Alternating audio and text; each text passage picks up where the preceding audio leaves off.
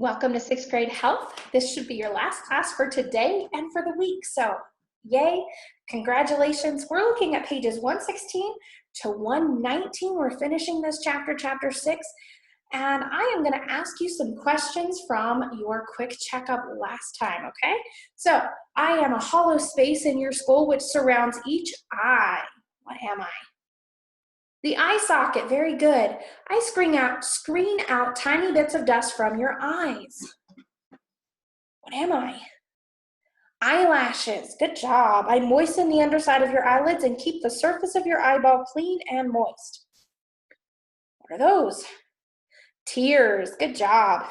I am a type of eye infection that can spread easily from person to person. What am I? Conjunctivitis or pink eye. Okay, very good. I am a medical doctor who specializes in eye diseases and disorders. The hard word to say, ophthalmologist. You guys had that as a spelling word. I am a person specifically trained to examine eyes and prescribe eyeglasses and contact lenses. Who am I? Optometrist, very good. All right.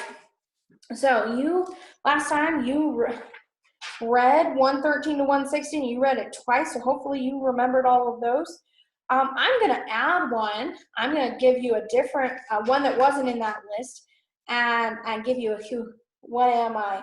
I am designed to keep perspiration from running down into your eyes. What am I? Eyebrows. Okay, very good. And when I am designed to move suddenly and, I'm sorry. I'm designed to blink when something moves suddenly in front of your eyes or touches your eyelashes. Eyelids, okay.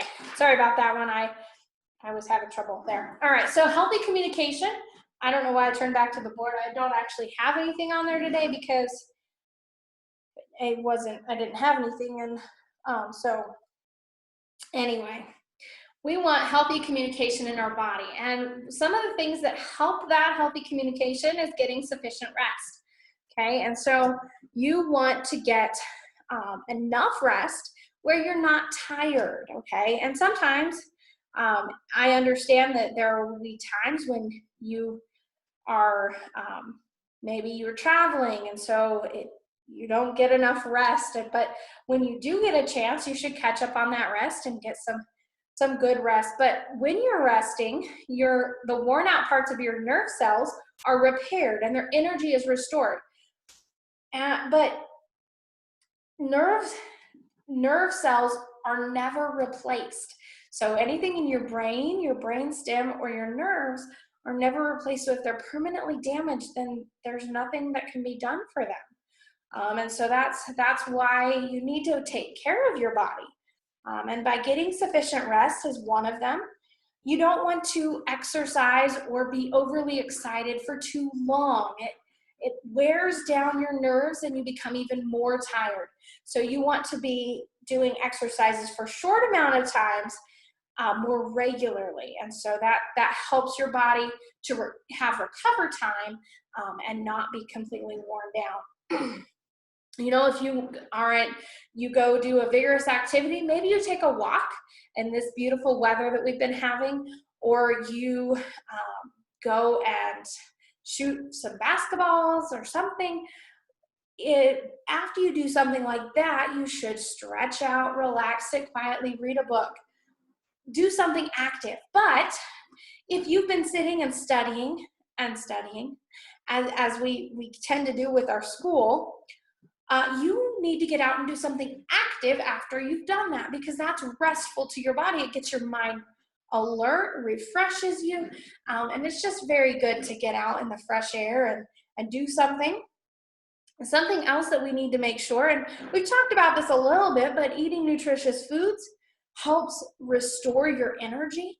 There's different foods that are better for energy. One of them are the B vitamins, and so foods that are full of B vitamins, also calcium, potassium, magnesium are very good. So potassium is in bananas, calcium is in milk and cheese and some different dairy products. It's also in other things. And there's magnesium in a lot of vegetables. So getting the right amount of foods, that nutritious foods that'll help restore your energy, will be very good. We can also prevent injuries, okay? So, and as I said, if a cell dies, it can't be, a nerve cell dies, it can't be replaced. And so being careful when you're out playing, not doing things that are very dangerous and you don't know how to do them, and don't try something that that you've never done before, and try to do a trick on a bike or something. You could end up having a major injury. And so God designed different parts of our body to protect the brain. The skull protects the brain, the spinal column protects the spinal cord, and other parts, other bones in our body protect the nerves around. But sometimes an accident happens, and injuries occur. And so if your motor nerves are injured, that part of your body is paralyzed, and it won't. Sometimes it's temporary. Sometimes it's a temporary paralysis, and it will come back. They just need time to repair, but sometimes it is permanent, and that's why some people, after a paralysis, they can't walk, or they can't move a part of their body. If your sensory nerves are destroyed, you wouldn't have feeling in, say, your left leg, as it says here, or your foot, but you could still walk and run around and move your leg all around. And why do you think that's possible? What nerves tell your muscles and your feet and legs to move? Is it the sensory nerves? It's your motor nerves, right? So the motor nerves would be able to work, but the sensory nerves may not work, all right? And of course, if your communication system in your body is healthy, your nerves are carrying the messages all through your body accurately, and you're able to move, and you can continue to do things. And there's just some questions here just to think through. Do you get up in the morning the first time you're called? Do you do your homework without being reminded to do it? Do you keep working until a job is completed? You're continually training your nervous system, and you want to be training good habits into your nervous system, doing good things instead of harmful things to help your body as you grow. And so keeping that self-discipline and self-control are very important. So what I want you to do is read pages 116 to 119. Answer this check yourself in the book there.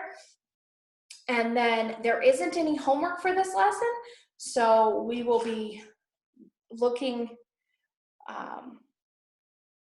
we'll be jumping right into chapter 7 when we start on Monday. So make sure to read and do the check yourself. Pardon me. I am so sorry. But have a good weekend and enjoy that time with your family. Maybe you guys can play some games, or just go on a walk, or get some fresh air. Just make sure that you're taking care of your body. All right. We'll see you in the next lesson.